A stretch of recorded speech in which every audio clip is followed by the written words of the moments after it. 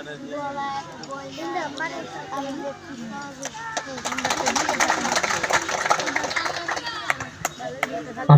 সম্বৰ্ধনা অনুষ্ঠানটি স্থগিত ৰাখিছোঁ।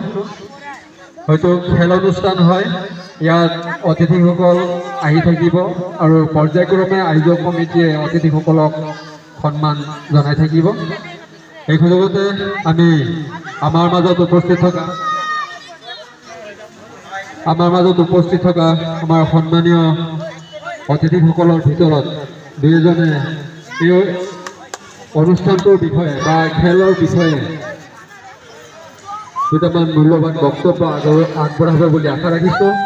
আৰু সৰ্বপ্ৰথমে আমাৰ মিছামাৰী মৌজাৰ বা মিছামাৰী অঞ্চলৰ বিশিষ্ট সমাজকৰ্মী মোৰ দাদা পৰাগ সেন ডেকাদেৱ, তেখেতক দুএষাৰ মূল্যৱান বক্তব্য আগবঢ়াবলৈ অনুৰোধ জনাব। ধন্যবাদ। সন্মানীয়